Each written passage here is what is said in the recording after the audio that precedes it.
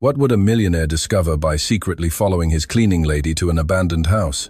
The truth, his own children would reveal, would change his life forever. Rain lashed furiously against the 35th floor windows of the tallest corporate building in Toronto. David Thompson, his hands trembling, held the financial report that had just changed everything. The numbers didn't lie. Someone had been stealing from his company, and suspicions pointed directly at the cleaning department. Impossible, he muttered, his eyes scanning every line of the document. For years, he had blindly trusted his cleaning staff, especially Sarah, that quiet woman who always worked late when he was still in the office.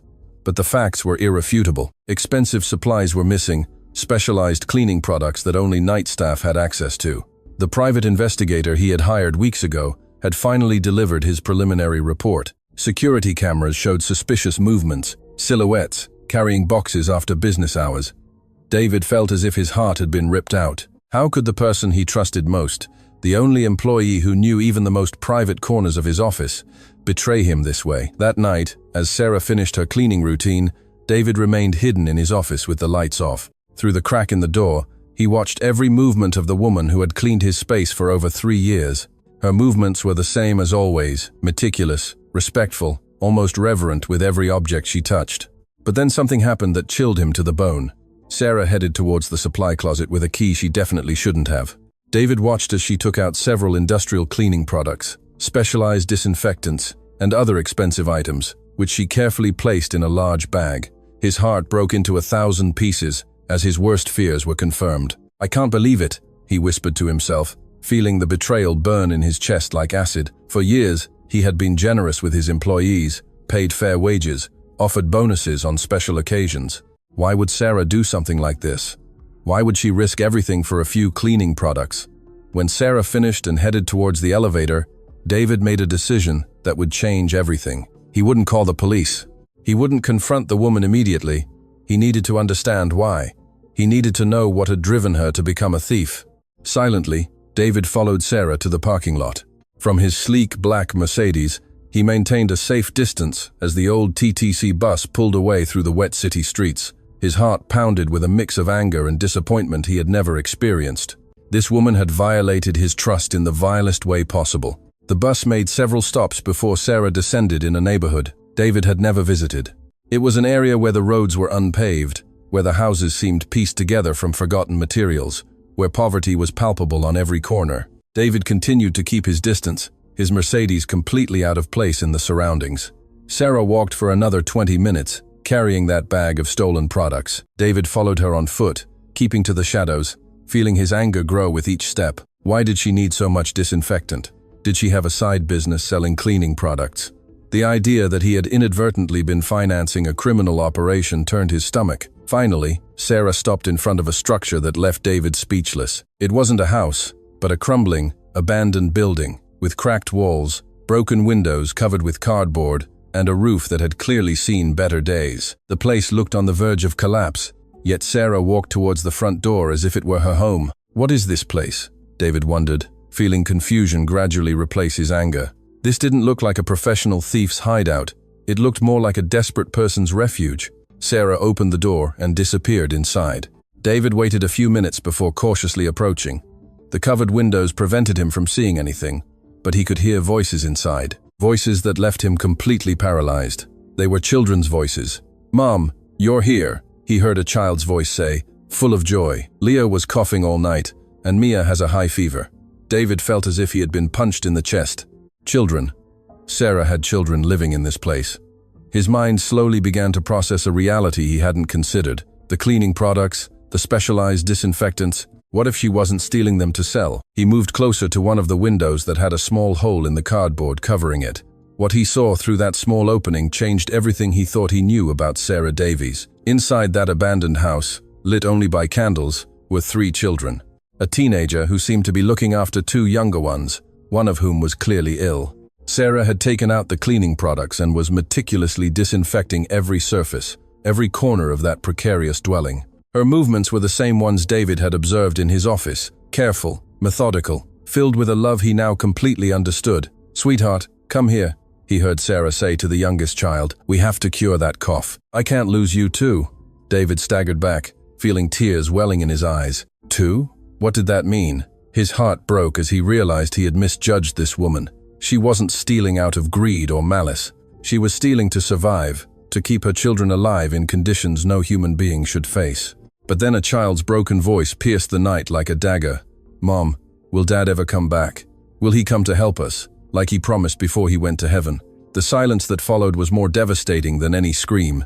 David understood at that moment that this woman was not only fighting poverty, but also the loss of someone very important. And while he had been worrying about a few cleaning products, she had been fighting an epic battle to keep her family alive. David remained motionless for several minutes, processing the devastating reality he had just discovered. His legs trembled as he silently moved away from the window, his mind struggling to comprehend how he had been so blind to the suffering of one of his most dedicated employees. He returned to his Mercedes with a broken heart, but he couldn't start the engine. His hands trembled so much that he couldn't insert the key. The child's words kept echoing in his head like a painful refrain. "Dad will come back someday." The innocence of that question, the desperate hope in that child's voice, had hit him harder than any business news he had ever received. He sat there watching that dilapidated house, where a single mother struggled to keep her 3 children alive. Through the cracks in the walls, he could see the faint candlelight moving, creating dancing shadows that seemed to tell a story of resilience and unwavering love. "My God, what have I done?"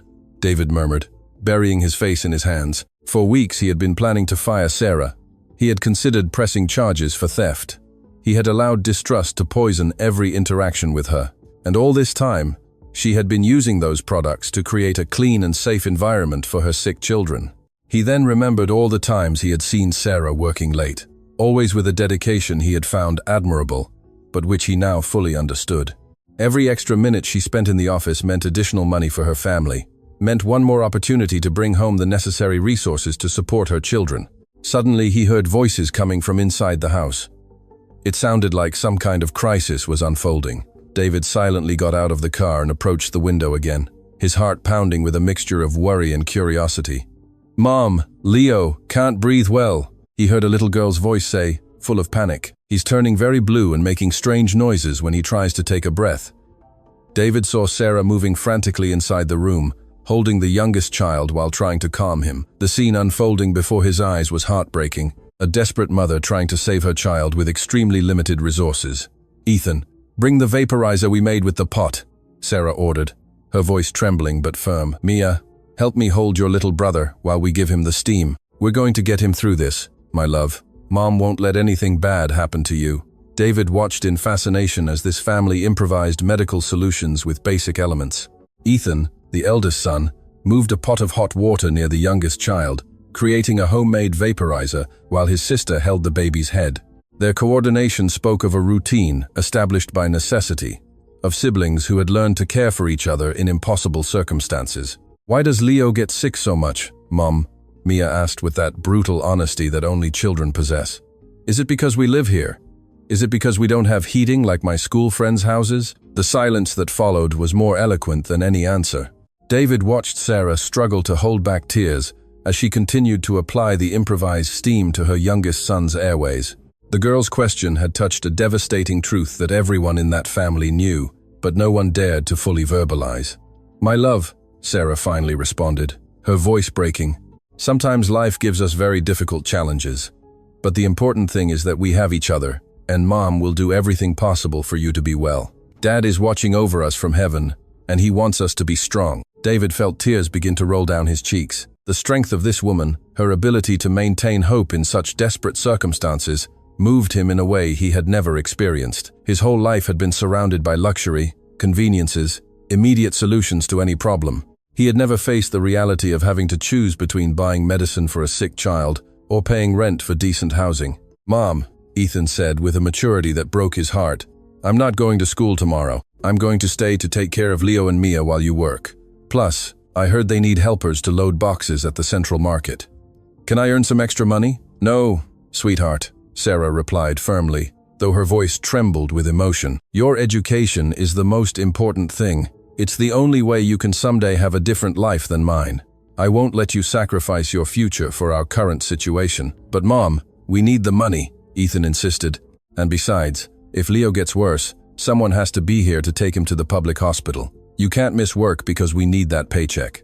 David realized he was witnessing a conversation that repeated constantly in that family. The terrible decision between immediate survival and future hope. Every day, Sarah had to choose between caring for her sick children or keeping the job that kept them alive. And her children, barely more than infants, were already taking on responsibilities that belonged to adults. "Listen to me carefully," Sarah said, pulling her 3 children into a collective embrace that David could clearly see through the window. "I know the situation is very difficult right now. I know you're cold, that Leo is sick, that sometimes there isn't enough food, but I promise you this will change. Mom is working very hard to get a better place to live." "Really, Mom?" Mia asked with those bright eyes full of childlike hope. "We're going to have a house with heating, and Leo will be able to breathe better?" "Yes, my love," Sarah replied, though David could detect the uncertainty behind that promise. "We're going to have a real home, with rooms for each of you, with hot water, with everything you deserve." David felt his heart break as he realized Sarah was making promises she possibly couldn't keep. With her cleaning lady's salary, even working overtime, it would be almost impossible for her to lift her family out of that situation. And yet, she kept feeding her children's hope, because it was the only thing that kept them together and eager to fight. It was then that he heard something that completely changed his perspective on the whole situation. "Ethan," Sarah said in a low voice, believing the younger children couldn't hear, "I need you to know something important. The job at Mr. Thompson's company. Lately, I've had to take some things from the office. Cleaning products, disinfectants. I know it's wrong, but with Leo so sick and no money to buy medicine—" "Mom, you don't have to explain anything," Ethan interrupted with a wisdom that didn't match his years. "You always do what's right. If you took those things, it's because you had no other option. Dad always said that when it comes to protecting family, a parent does whatever is necessary."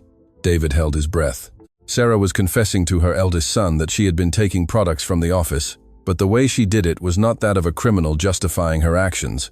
It was that of a desperate mother, explaining to her son why she had had to compromise her own moral values to keep them alive.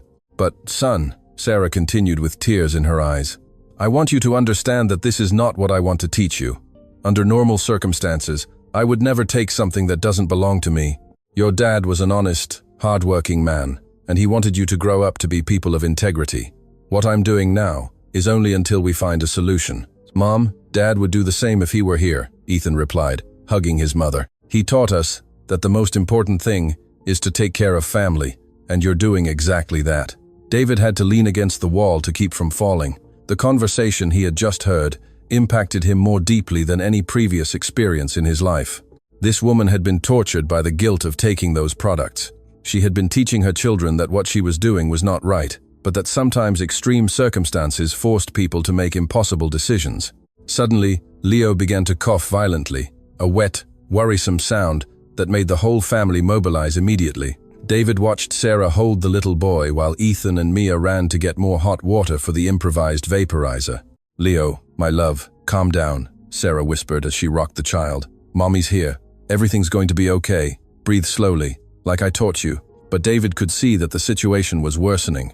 The child's lips had a bluish tint that was definitely not normal, and his breathing was becoming increasingly labored. It was evident that he needed urgent professional medical attention. "Mom," Ethan said with increasing panic in his voice, "I think we have to take him to the hospital. He's getting worse." "My son, you know we don't have money for a private clinic," Sarah replied in desperation.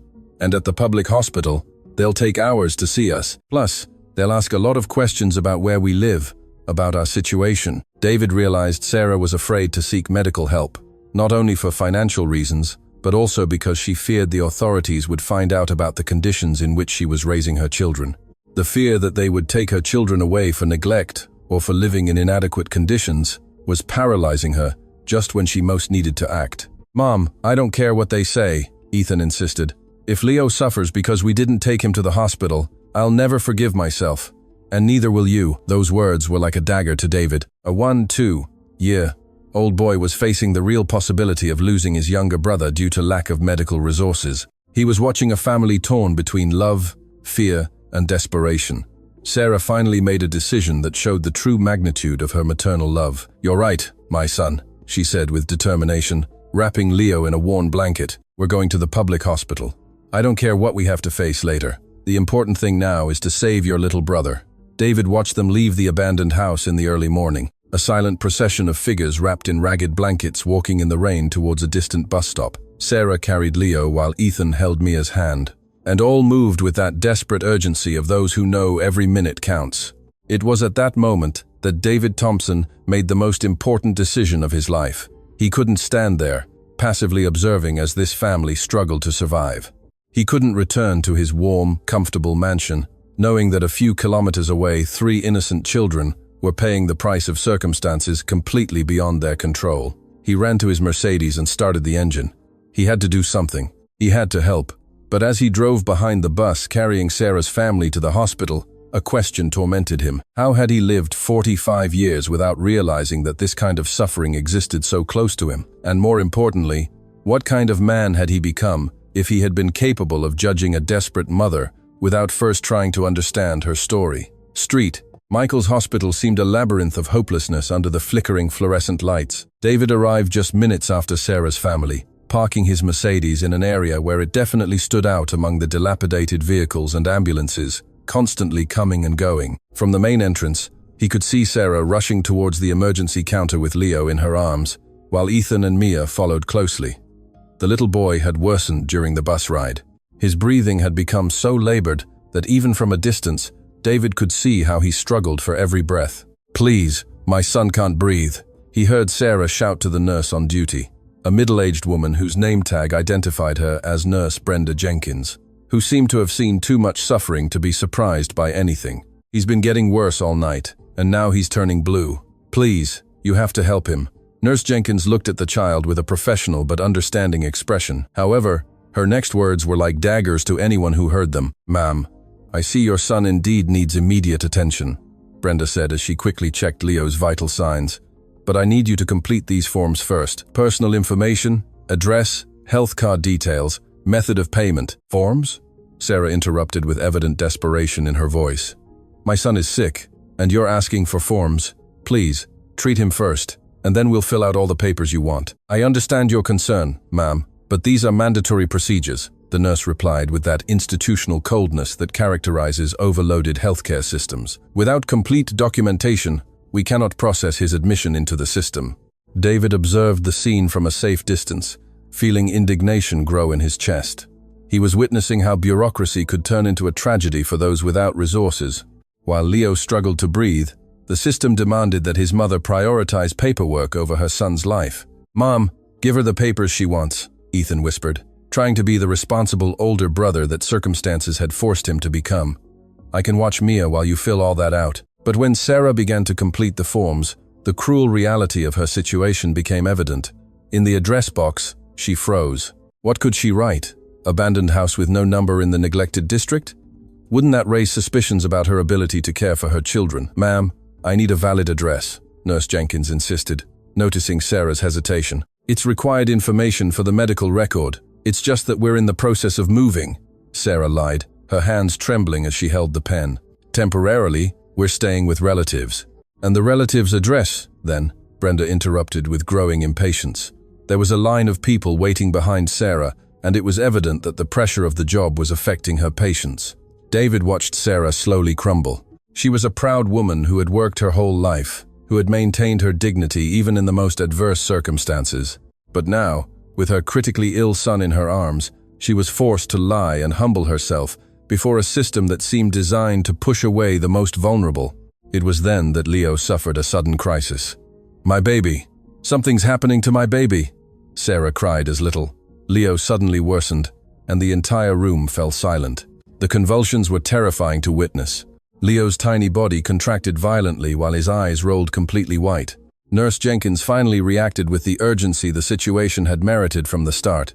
"Code blue in emergency. I need a doctor here immediately," she shouted as she took Leo from Sarah's arms and ran towards the treatment rooms. "Don't take my son away!"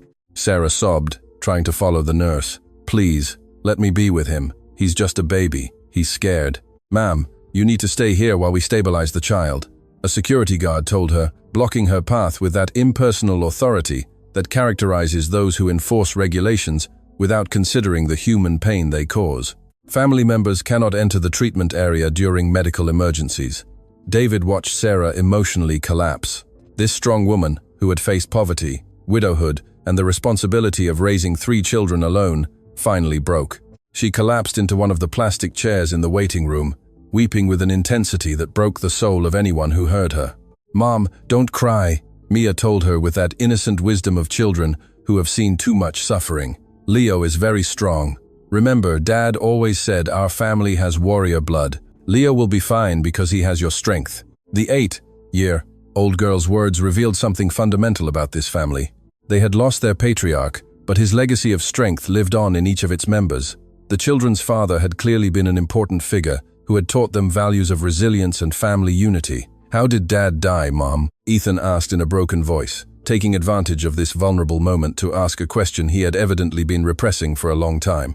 "You never told us exactly what happened." David moved a little closer, undetected, sensing he was about to hear a fundamental truth to understand this family's situation. Sarah took a deep breath before responding, wiping her tears with the back of her hand. "Your dad was a welder in construction," she began, her voice trembling. "He worked on very tall buildings, making those metal structures that hold everything up. One day, the company he worked for decided to save money on safety measures. There weren't enough harnesses. The platforms were in poor condition. Did he fall?" Mia asked with that brutal directness only children can express.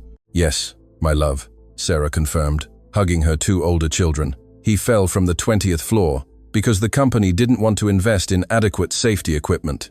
And when we tried to get them to help us, when we asked for compensation so we could move forward, they told us it had been his fault for not being careful." David felt his blood run cold. This family had not only lost their main provider, but they had been victims of corporate negligence. A company had prioritized profits over human life, and when the consequences of that decision proved fatal, they had blamed the victim. "Is that why we couldn't stay in our old house?" Ethan asked, connecting the dots with that precocious intelligence developed by children who grow up in adversity. "Exactly, my son," Sarah replied. "Without Dad's salary, we couldn't pay the rent. The landlord evicted us after 2 months of arrears. We lost everything, the furniture, the family photos, even the toys Dad had bought you for Christmas." The image forming in David's mind was devastating. This family had had a normal life, a home, stability. Everything had collapsed due to corporate greed and a lack of social responsibility. Sarah had gone from being the wife of a respected worker to a single mother struggling to keep her children alive in an abandoned house. "But Mom," Mia said with that unbreakable hope of childhood, "you always say Dad is watching over us from heaven. Do you think he's helping Leo right now?" "Of course he is, my love," Sarah replied, finding strength in the faith that had held her family together. "Dad would never abandon us. He's talking to the doctors right now, telling them exactly how to cure Leo." It was at that moment that the doctor appeared, a young man who looked exhausted but maintained the professional serenity needed to deliver medical news. David moved close enough to hear everything he had to say. "Morales family?" the doctor asked, consulting his clipboard.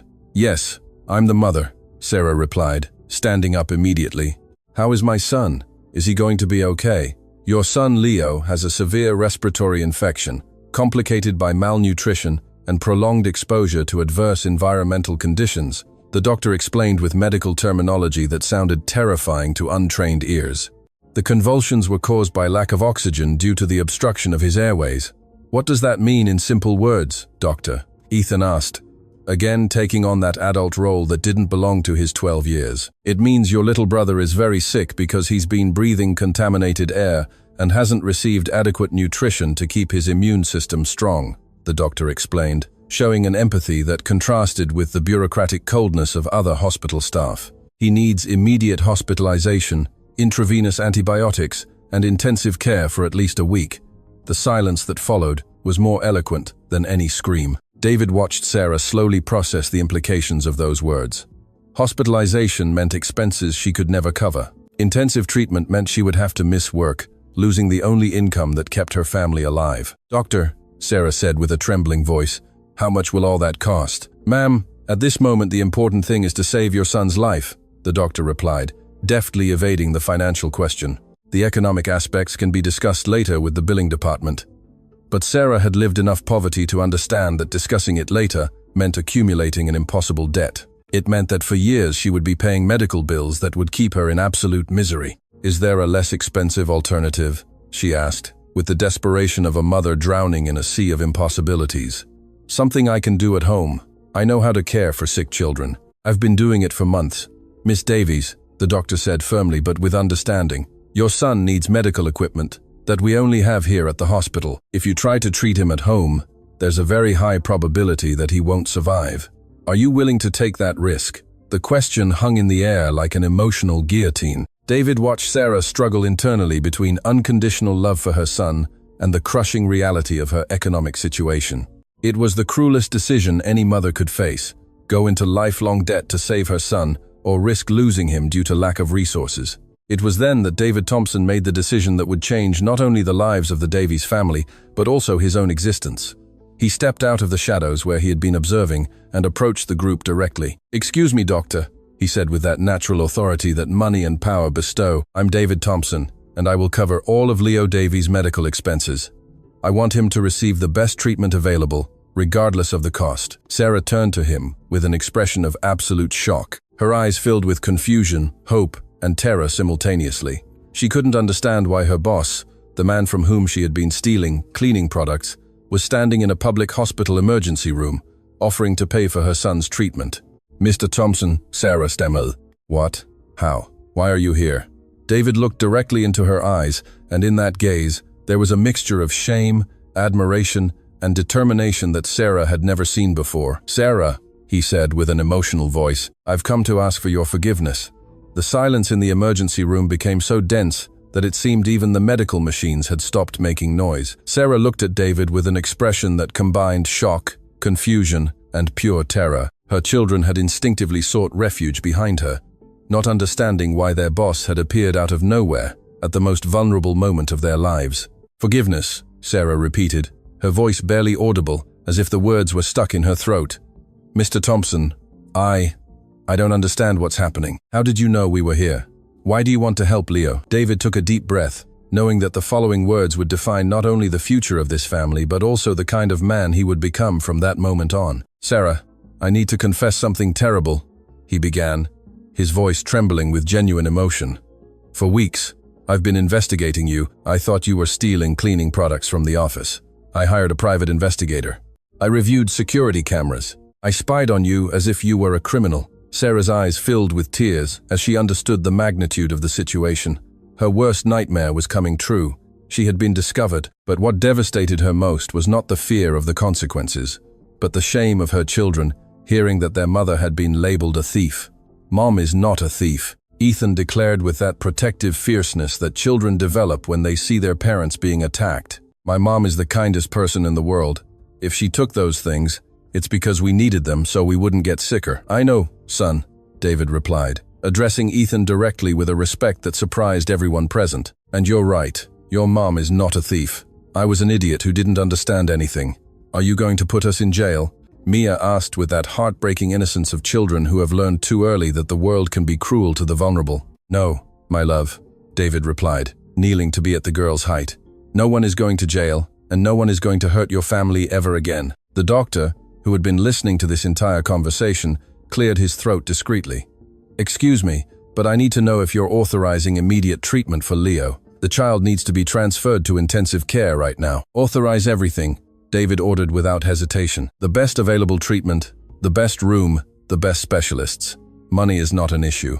"Mr. Thompson," Sarah interrupted, finding her voice despite the overwhelming situation. "I can't allow you to do this.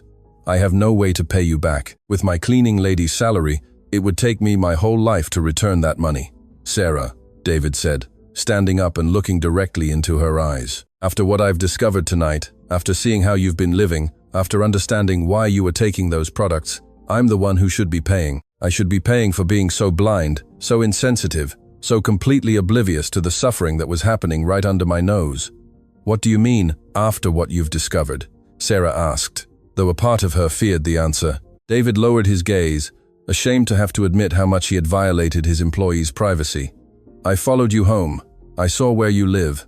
I saw how you care for your children. I saw how you use those products I thought you were stealing." Sarah's expression changed from confusion to absolute horror. The idea that her boss had seen the deplorable conditions in which she was raising her children, that he had witnessed her greatest shame, filled her with such deep humiliation that she felt physically ill. You saw the abandoned house?" she murmured, covering her face with her hands.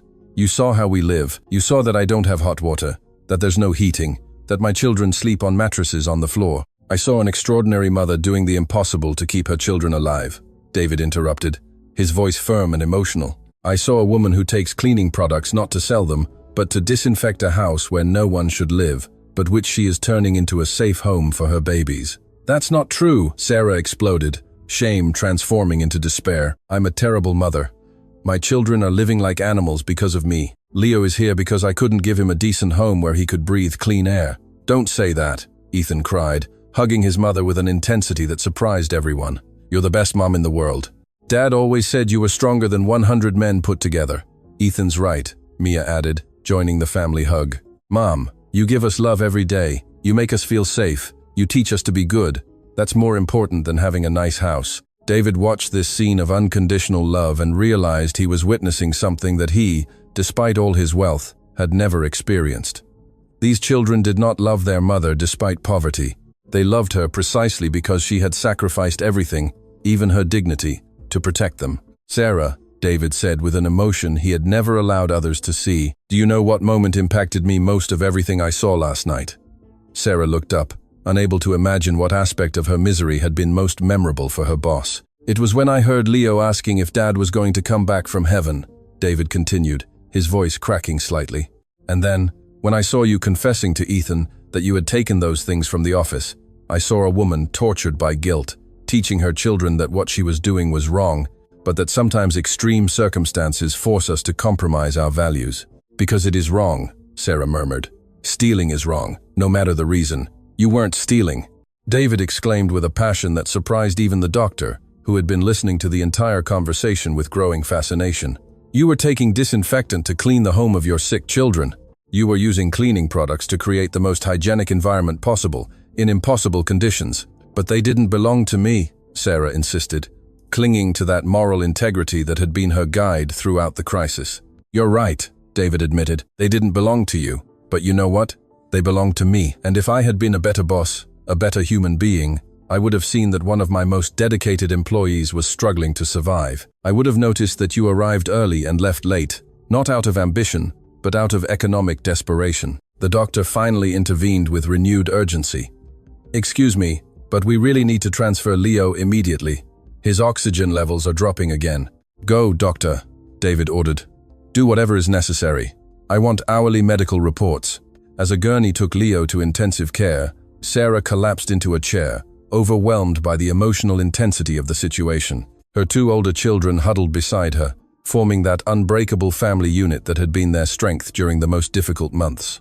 Mr. Thompson, Sarah said after several minutes of silence, there's something you need to know. Something about why we ended up living in that abandoned house. David sat in front of her, preparing to hear more details of a story that had already deeply impacted him. My husband, my children's father, was named Mark, Sarah began, her voice taking on that nostalgic quality people have when speaking of lost loved ones. He was an industrial welder. He worked on constructing skyscrapers and bridges.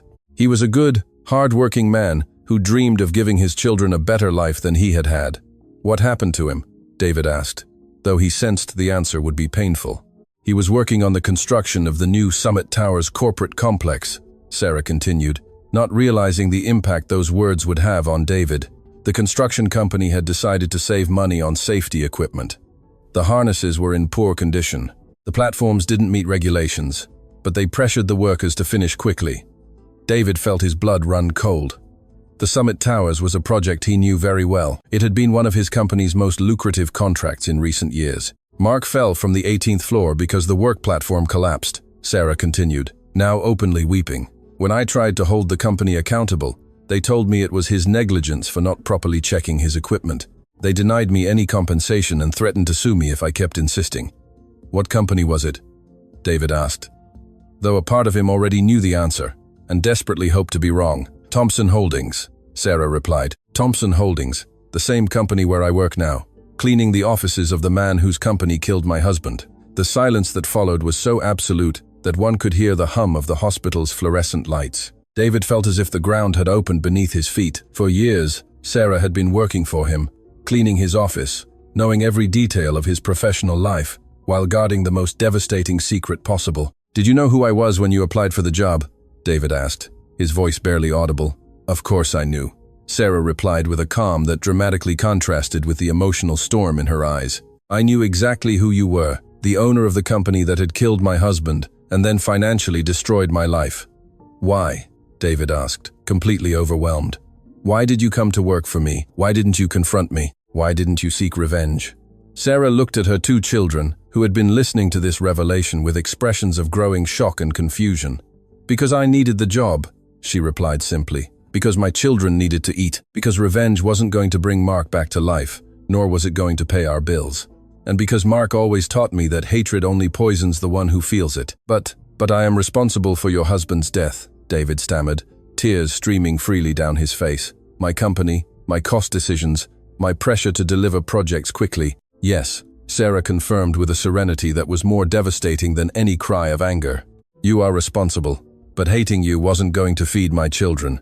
Working for you, yes. At that moment, David Thompson understood that he had been in the presence of a human greatness he could never achieve, no matter how much money he accumulated or how much power he obtained. This woman had found the strength to work for the man responsible for her tragedy. She had maintained her professionalism and integrity while cleaning the office of the one who had destroyed her family. Sarah, David finally said, there are no words to express how sorry I am. There is no way to compensate for what my negligence caused your family, but I swear on the lives of my own children that I will dedicate the rest of my existence to rectifying this error. What exactly does that mean? Ethan asked with that natural distrust developed by children who have seen adults make promises they don't keep. David looked at the 1-2-year-old boy who had taken on adult responsibilities too early and made the most important decision of his corporate life. It means your family will never again suffer hardship, he declared with a determination that surprised even himself. It means you will have a decent home, full education, guaranteed medical care, and everything your father wanted to give you when he worked on my projects. Why should we trust you? Mia asked with that direct honesty of children. You already heard us once. David knelt again to be at the height of the 8-year-old girl who had just asked him the most important question of his life. Why? He replied with an emotional voice. Your family has taught me tonight what it truly means to be human, and because I will never again allow my ignorance to cause so much suffering. The next few hours at the hospital passed like an emotional roller coaster that no one in that waiting room would ever forget. David had stayed there all night, canceling important meetings, ignoring emergency calls from his company, completely engrossed in a reality he had never considered, the suffering of the people who worked for him. Every 30 minutes, nurses came out with updates on Leo. The little boy had been connected to multiple machines, his tiny body fighting an infection that had progressed more than initially thought. Doctors had explained that weeks of living in unsanitary conditions had severely compromised his immune system. Mom, is Leo going to die? Mia asked with that childlike crudeness that cuts like a knife after seeing another doctor leave with a worried expression. No, my love, Sarah replied, though David could detect the uncertainty behind those words. Leo is strong like his dad. He'll pull through. David watched this family face the possibility of another devastating loss. They had already lost Mark. They had lost their home, their economic stability, their social dignity. The idea that they could also lose Leo was simply unbearable to contemplate. Mr. Thompson, Ethan said suddenly, breaking the tense silence that had settled in the waiting room. Can I ask you a question? Of course, David replied, surprised by the seriousness in the boy's voice. Do you have children? The question hit David like a punch to the stomach. Yes, he had children. 2 teenagers who lived in a mansion, who attended expensive private schools, who had never faced a single real difficulty in their privileged lives. Children who knew him more as a provider of money than as a present father. Yes, he admitted in a low voice. I have 2 children. Alex is 16 and Chloe is 14. Do they know where you are now? Ethan continued with that emotional intelligence developed by children who have seen too much. No, David confessed, realizing he hadn't even thought about contacting his own family to explain his absence. They probably think I'm in a business meeting or traveling for work. As always, Mia repeated with genuine curiosity. David realized that these children, who had tragically lost their father, could not understand how someone could have living, healthy children, but choose to be absent from their lives. For them, who valued every family moment as a treasure, the idea of a father who prioritized work over family was completely incomprehensible. My children are used to Dad not being home, David explained, feeling growing shame as he verbalized this reality. I always thought my responsibility was to earn money to give them everything they needed, big houses, expensive cars, vacations in Europe. But do you hug them? Mia asked with that simplicity that goes straight to the heart of important things. Hug them? David repeated, as if the question were in a foreign language. Yes, the girl insisted. We hug Mom every day, many times a day, especially when she's sad or worried. Do you hug your children when they're sad? David remained silent for long minutes, processing a question that revealed a fundamental void in his family life. He couldn't remember the last time he had hugged Alex or Chloe. Their interactions were limited to questions about school grades, money transfers for expenses, and superficial conversations during scarce family dinners. I don't think I hug them enough, he finally admitted, his voice cracking slightly. Dad hugged us every day, Ethan shared with a nostalgic smile that momentarily brightened his tired face. When he came home from work, before anything else happened, he would hug us. He said his children's hugs were what gave him strength to work so hard. And on weekends, Mia added, joining in the family memories, Dad would invent games with us. He turned the house into a castle or a spaceship or a jungle. We didn't need expensive toys because Dad made everything fun. David listened to these descriptions and realized that Mark Davies, an industrial welder with modest income, had been infinitely richer than him in the only things that truly mattered. He had had the unconditional love of his family, had built precious memories with his children, had been the emotional center of his home. Do you know what we miss most about Dad? Sarah asked, joining the conversation with a soft voice, but laden with emotion. What? David asked, preparing for another lesson on what it really meant to be a father. The stories, Sarah replied with a smile that mixed joy and sadness. Every night, Mark would invent different stories for the children. Stories where they were the heroes, where they overcame obstacles, where they learned important lessons about being good people. He made them up? David asked, fascinated by a concept he had never considered completely. Ethan confirmed. Dad said the best stories were those that came from the heart, not from books. He told us adventures where Leo was a superhero who could fly, where Mia was a princess who saved kingdoms, where I was an explorer who discovered new worlds. And always, Mia added with growing enthusiasm, at the end of every story, Dad told us that in real life, we were even more special than in the stories because we were his real children. David felt tears begin to well up again. These children had lost a father who had not only loved them, but had invested time, creativity, and emotional energy in nurturing their imaginations, in making them feel valuable, in building their self-esteem day after day. Have your children ever asked you to tell them stories? Sarah asked with genuine curiosity. No, David admitted. They've always had TVs in their rooms, video games, computers. I never thought they might want something as simple as their dad telling them a story. Maybe, Ethan suggested with wisdom that far exceeded his age. They don't know they can ask you. Maybe they're waiting for you to offer. At that precise moment, the chief intensivist appeared in the waiting room. His expression was serious, but not devastating, which immediately caught everyone's attention. Davy's family, he announced, consulting his clipboard. I have news about Leo. Sarah stood up so quickly she almost lost her balance. Her hands trembled as she prepared to hear news that could change everything. How is my baby, doctor? She asked with a trembling voice. Leo has responded very well to antibiotic treatment, the doctor explained with a reassuring smile. His breathing has stabilized considerably, and oxygen levels in his blood are returning to normal parameters. The relief that swept over the family was so palpable that David could physically feel it. Sarah collapsed again into her chair, this time out of pure gratitude, while Ethan and Mia hugged, crying with joy. Does that mean he's going to be okay? Mia asked, needing absolute confirmation. It means we've overcome the immediate crisis, the doctor continued. However, Leo will need to remain hospitalized for at least another week to ensure the infection is completely eliminated, and after discharge, he will require special care at home. What kind of special care? Sarah asked, though David suspected she already intuited where the conversation was heading. Leo needs to live in an environment completely free of humidity, mold, and air contamination, the doctor explained with that professional seriousness that indicated no room for negotiation. His lungs have been severely affected by prolonged exposure to inadequate environmental conditions. A relapse could be serious. The silence that followed was devastating. Everyone in that room knew that the abandoned house where the Davies family lived did not remotely meet those medical requirements. In fact, it was exactly the kind of environment that could put Leo at risk if he returned there. Doctor, David said, standing up with determination, what kind of housing would be ideal for Leo's recovery? A house with adequate heating and ventilation systems, no humidity problems, preferably with air purifiers, and definitely no exposure to mold or deteriorated construction materials, the doctor replied, basically describing everything opposite to where the family lived. Understood, David said firmly. That won't be a problem.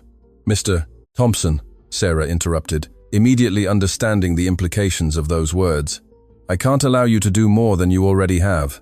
The hospital, the medications, it's already too much. Sarah, David replied, looking directly into her eyes. Your son almost suffered because my corporate negligence killed his father and forced you to live in conditions no human being should face. It's not charity I'm offering, it's justice. But a house like the doctor describes must cost a fortune, Sarah protested.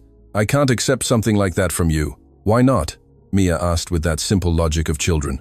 If Mr. Thompson has money and we need a house so Leo doesn't get sick, why can't he help us? Why, my love? Sarah explained patiently. When someone gives you something very big, they might later ask for things in return that you might not be able to give. David felt those words hit him like a slap. Sarah was right to be distrustful. In his business world, all favors came with conditions. All help had hidden costs. All generosities were disguised investments. Sarah, David said with an emotion he had never allowed others to see in professional contexts. The only thing I want in return is the opportunity to be a better man than I have been until now. The opportunity to honor Mark's memory by doing for his children what he would have done if I hadn't been so irresponsible with workplace safety. Really? Ethan asked, scrutinizing David's face with that childlike ability to detect sincerity or falsehood in adults. Really, David confirmed. And I also want to ask you a favor. What favor? Mia asked with curiosity. I want you to teach me how to be the kind of father Mark was, David said, his voice breaking with emotion. I want to learn to tell stories to my children, to hug them when they're sad, to make them feel more important than any business meeting. Seriously? Sarah asked, surprised by a request she could never have anticipated. Seriously, David confirmed. You have lost the best father in the world, but your memories of him can help me become a better father for my own children. That would be the best payment you could give me. For the first time since this long night of revelations had begun, Sarah smiled with genuine hope. I think, she finally said, Mark would be very proud to know that his legacy is going to help another family find itself. 3 days after the promise made at the hospital, David Thompson stood in front of a beautiful 2-story house in the Maplewood Estates residential neighborhood, holding the keys in one hand and a purchase contract in the other. It had not been an impulsive decision. He had spent 72 hours meticulously researching every detail to find the perfect home for the Davies family. The house had everything the doctor had specified for Leo's recovery. A central heating system, air purifiers in every room, large windows that allowed abundant natural light, and most importantly, it had been built only 2 years ago with materials completely free of humidity and mold. But David had gone beyond the medical requirements. The property had 4 spacious bedrooms, 2 full bathrooms, a modern kitchen with new appliances, a backyard where the children could play safely, and was located in an area with excellent public schools. It was exactly the kind of home Mark Davies would have dreamed of providing for his family. Are you sure about this, Mr. Thompson? Asked Emily Cooper, the realtor who had handled the express purchase. It's a very generous decision, but also very costly. This property is worth more than many people earn in 10 years. I am completely sure, David replied without hesitation. Besides, it's not generosity, it's very overdue justice. As he awaited the arrival of the Davies family, David reflected on the extraordinary changes that had occurred in his life during those 3 days. He had cancelled important meetings, delegated business decisions he would normally consider crucial, and for the first time in years, he had put other people's needs above his own financial ambitions. More importantly, he had had the most honest conversation of his life with his own children. The night before, he had arrived at his mansion before 8 p.m. for the first time in months. Alex and Chloe were dining alone in the main dining room, as was their usual routine, while he typically worked late or attended business events. Dad, Chloe had said, surprised to see him appear at such an early hour. Is everything okay at the company? We didn't expect to see you until the weekend. Those words had broken his heart. His own children were surprised to see him home during the week, as if his paternal presence were an extraordinary event that only occurred occasionally. I need to tell you something very important, he had told them, sitting with them for the first time in months. And I need to ask for your forgiveness for the kind of father I've been, until now. For the next 2 hours, he had told them the whole story. Sarah, the abandoned house, Leo in the hospital, Mark's death in one of his construction projects, and the devastating lesson about what it truly meant to be a present father. "Dad," Alex had said with a maturity that surprised him, "we know you work hard to give us a good life. We've never felt like you didn't love us. But," Chloe had added with that direct honesty she inherited from her mother, "we have felt that you don't really know us, as if you knew we existed, but didn't know who we are." Those words had been more impactful than any business criticism he had received. His children didn't blame him for working so much, but they recognized that he had missed the opportunity to know them as individual people, with dreams, fears, unique personalities. "What can we do to change that?" he had asked them, genuinely interested in hearing their ideas. "Well," Chloe had responded after careful thought, "you could start by asking us how our day was when you get home, not just if we did our homework or got good grades. And maybe," Alex had added, "you could tell us stories about when you were a kid. We never know anything about how you grew up, what you liked to do, how you met Mom." David had promised that all that would change, and had started that very night by telling them about his own childhood, about the mistakes he had made in prioritizing financial success over human relationships, and about how a family in crisis had taught him lessons no business school could offer. Now, standing in front of the Davies family's new house, David felt a mixture of nervousness and excitement he hadn't experienced since he was a young entrepreneur building his first company. But this time, success would not be measured in economic gains, but in the smile of a mother who could finally give her children a dignified home. The taxi stopped in front of the house exactly at 2 p.m., as they had agreed. Leo had been discharged from the hospital that same morning, and although he still looked fragile, his cheeks had regained some of the healthy pink color of childhood. Sarah got out of the vehicle first, followed by Ethan, who carefully helped Leo descend, while Mia immediately ran towards the front garden. "Mom, look how beautiful these flowers are," Mia shouted, pointing to the rose bushes that decorated the entrance. "And there's a swing in that tree."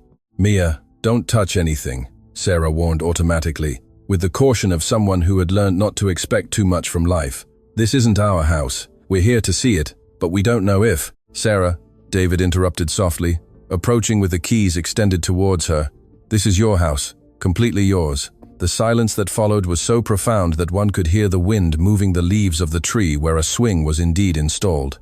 Sarah looked at the keys as if they were magical objects that could disappear if she touched them. "What do you mean, completely ours?"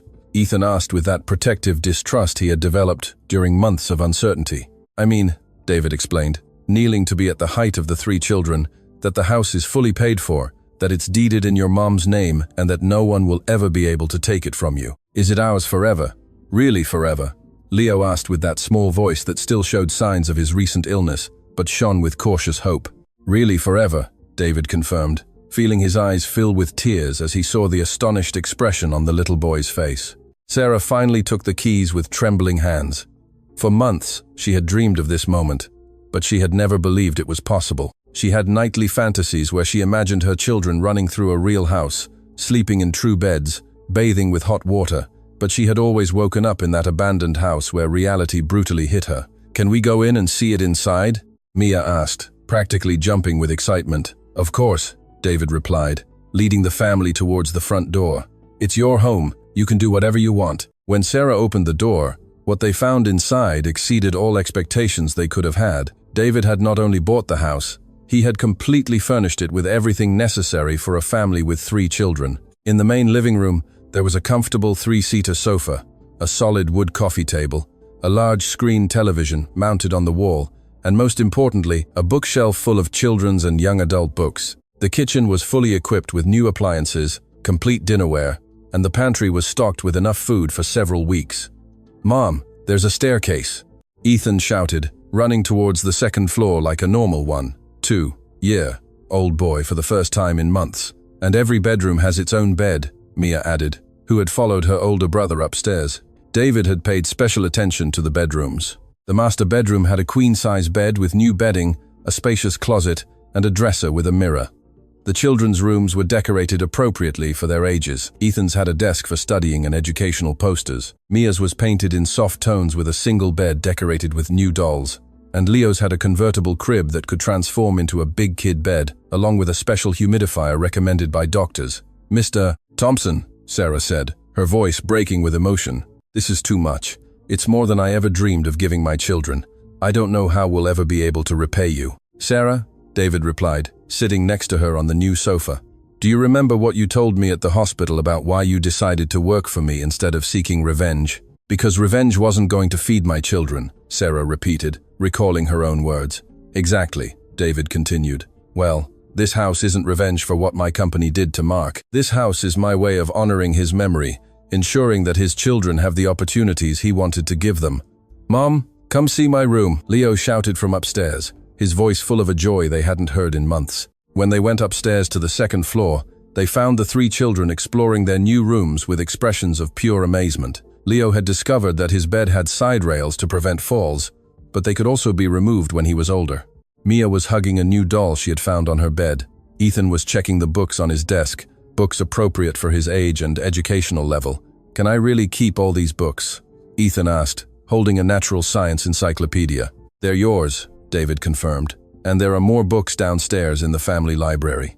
I thought maybe you'd like to read stories to your siblings, like your dad used to do. Ethan's eyes filled with tears. For months he had taken on adult responsibilities out of necessity, but now he was being offered the opportunity to be an older brother in normal circumstances, to care for Leo and Mia out of love instead of desperation.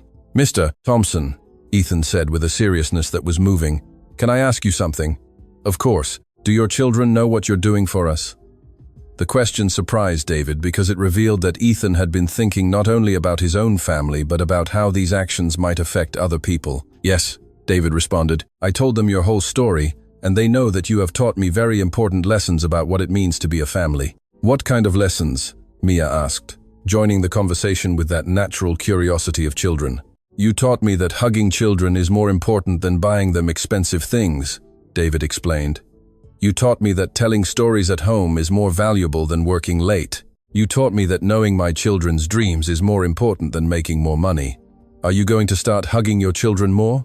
Leo asked with that direct innocence only small children possess. I already started, David confirmed with a genuine smile. Last night I hugged Alex and Chloe for the first time in months.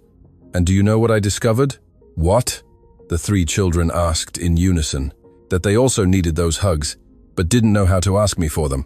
Sarah, who had been listening to this conversation while exploring the master bathroom with its new shower and hot water, approached the group with tears streaming down her cheeks. Mr. Thompson, she said with a voice full of emotion, Mark would be very proud to know that his story is helping another family find itself. Do you really believe that? David asked, genuinely needing that confirmation.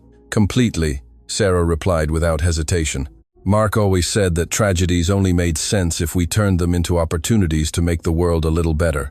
Mom, Mia said suddenly, can we invite Mr. Thompson and his children to dinner here someday, so we can get to know them and maybe teach them some of the games Dad taught us? The suggestion took David completely by surprise. These children, who had lost so much, who had suffered so much due to his company's negligence, were now offering to share their new happiness with his family. It was a level of generosity and forgiveness that moved him deeply. I would love that, David replied, and I'm sure Alex and Chloe would also love to meet you.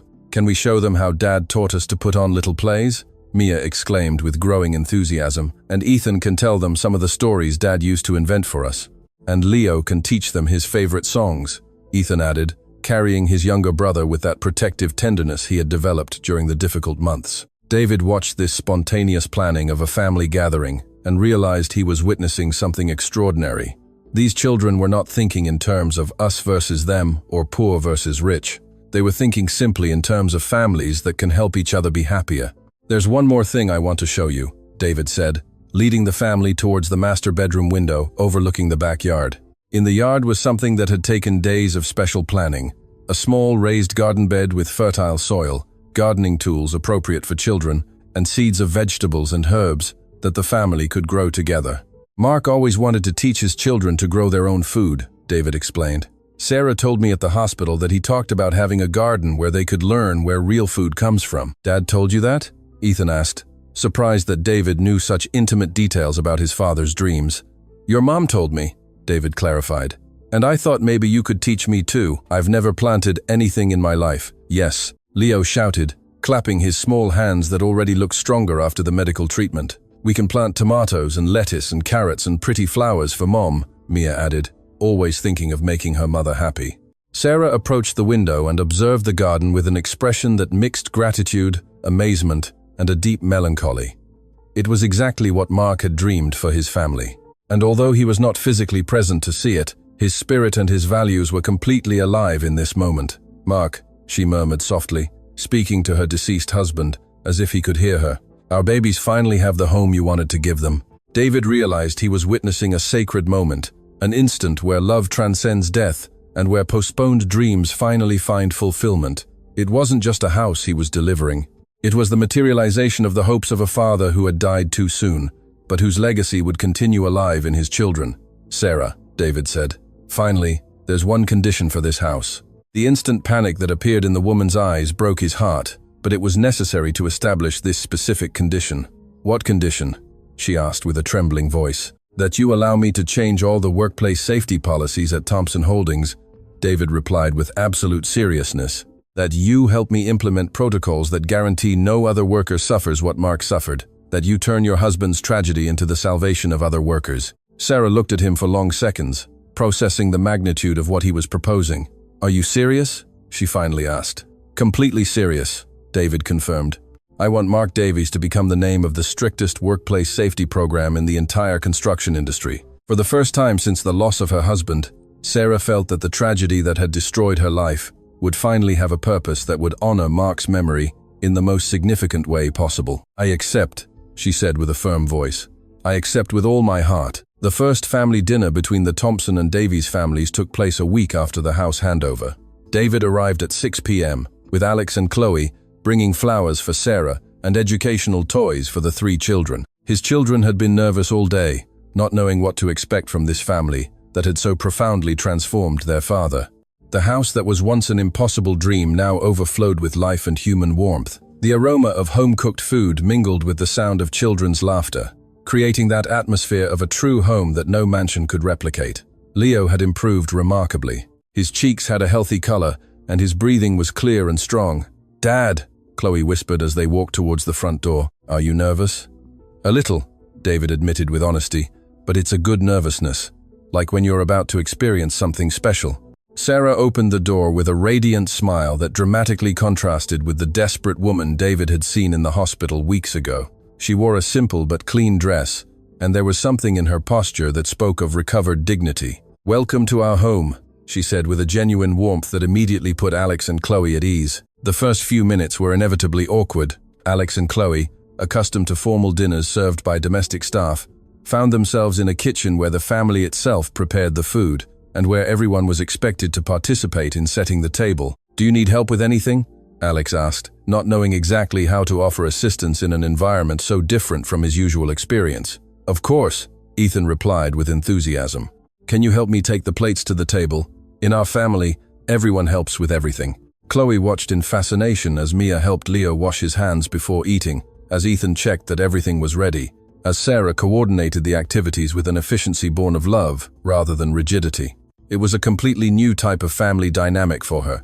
The dinner consisted of simple dishes, but prepared with care. Stewed chicken, rice, beans, fresh salad from the garden they had begun to cultivate, and homemade tortillas. There was nothing luxurious, but every bite had a flavor that spoke of time invested, of attention paid, of food prepared as an act of love. "In our family," Sarah explained as she served the plates, "we have a tradition for dinners. Each person shares something good that happened to them during the day and something they are grateful for." "Something good and something to be grateful for?" Chloe repeated as if it were a completely foreign concept. "Yes," Leo confirmed with that contagious joy of small children. "I always start because I'm the youngest. Something good that happened to me today was that I could run in the garden without getting tired, and I'm grateful because my chest doesn't hurt when I breathe anymore." The simplicity and depth of those words impacted Alex and Chloe. This 5-year-old child, who had been on the verge of severe illness weeks ago, found joy in being able to breathe normally and run without pain. Their own daily concerns about grades, video games, and social plans seemed trivial in comparison. "I'm next," Mia announced. "Something good that happened to me was that I found a butterfly in our garden, and it stayed on my finger for a long time, and I'm grateful because I have my own room where I can keep all my treasures." "What kind of treasures?" Chloe asked with genuine curiosity. "Pretty stones I find in the garden, leaves with interesting shapes, drawings I make for Mom," Mia explained seriously. "Dad always said the most valuable treasures don't cost money. Ethan continued. Something good that happened to me was that I completely understood my math homework without help, and I'm grateful because I can study at my own desk without distracting noises. Sarah smiled with maternal pride before speaking. Something good that happened to me today was seeing Leo playing happily in the garden, and I'm grateful because my children have a safe home where they can grow and dream. Everyone turned to David, Alex, and Chloe. It was their turn to participate in this family tradition, but none of them had ever reflected on their day in such an intentional way. We've never done this before, David admitted with honesty, but I want to try. Something good that happened to me today was seeing Leo smile when he ran to the door to greet us, and I'm grateful because you are teaching me how to be a better father. Alex hesitated before speaking. Something good. I think something good that happened to me was meeting Ethan and realizing that there are people my age who are much more mature and responsible than I am, and I'm grateful because Dad is learning to spend more time with us. Chloe was last. Something good that happened to me was seeing how Mia takes care of Leo. It made me think about how I can be a better older sister. And I'm grateful because this family is showing me what it really means to love each other. The silence that followed was full of warmth and connection. It was evident that something fundamental had begun to change in the dynamic of both families. Now, Ethan announced with enthusiasm, it's story time. For the next hour, the Davies children shared the stories Mark used to tell them, but with a special twist. They invited Alex and Chloe to be characters in the adventures. Mia invented a story where Chloe was a scientist princess who saved kingdoms with her experiments. Ethan created an adventure where Alex was an explorer who discovered lost civilizations. Leo, with the help of his siblings, told a story where everyone was a superhero working together to make the world better. David observed this interaction and realized that his children were experiencing something they had never had, the pure joy of shared imagination, of creating fantastic worlds with other children, of being valued not for what they possessed, but for who they were as people. Dad, Chloe asked when the stories were over, could we do this at home too? The gratitude dinners and the stories? I'd love that, David replied, feeling more connected to his children than he had been in years. As the night progressed, the conversation grew deeper. Sarah told Alex and Chloe about Mark, not as a tragic figure, but as a loving father who had filled their lives with joy and valuable lessons. What do you miss most about him? Alex asked with genuine curiosity. His laugh. Leo replied immediately. Dad laughed very loud when we played, and the whole house filled with happiness. His bear hugs, Mia added. He hugged us so tight that we felt nothing bad could happen to us while we were in his arms. His advice, Ethan said with the seriousness of someone who had had to grow up too fast. He always knew exactly what to tell us when we had problems or when we were confused. But do you know what's the most incredible thing? Sarah added with a smile full of love. All those things we miss about Dad are still alive in you. Leo has his cheerful laugh. Mia gives hugs that heal the heart. And Ethan has that special wisdom to help others. Really? Leo asked with bright eyes. Completely true, his mother confirmed. Dad lives through you every day. This conversation had a profound impact on Alex and Chloe. They realized that they had been taking their father's presence for granted, not appreciating the opportunities to create memories and meaningful connections while it was still possible. Dad, Alex said later that night on the way home, we could start doing things together on weekends, not expensive things, but things like Ethan's dad used to do with them. Oh, what kind of things do you have in mind? David asked, excited by this initiative from his son.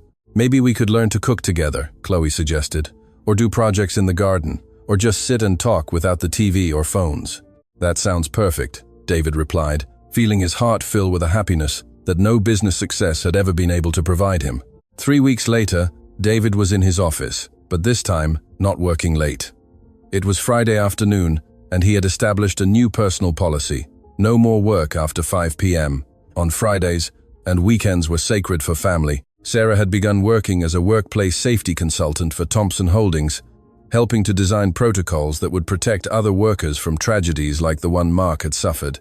Her intimate knowledge of the human consequences of corporate negligence had made her a powerful voice for change. Mr. Thompson, Sarah said, entering his office with a folder full of documents. I have the final report on the new safety measures for the Mark Davies program. Over the past few weeks, they had worked together to implement the strictest workplace safety standards in the industry, highest quality protective equipment, mandatory daily inspections, comprehensive training for all workers, and an emergency fund for the families of any employee injured on the job.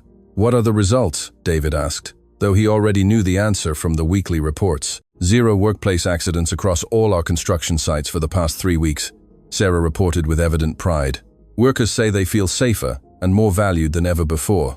Oh, and the financial impact? The initial costs were significant, Sarah admitted, but the savings in insurance, legal claims, and lost time due to accidents are already offsetting the investment. Furthermore, our reputation as a responsible company is attracting better workers and more prestigious contracts.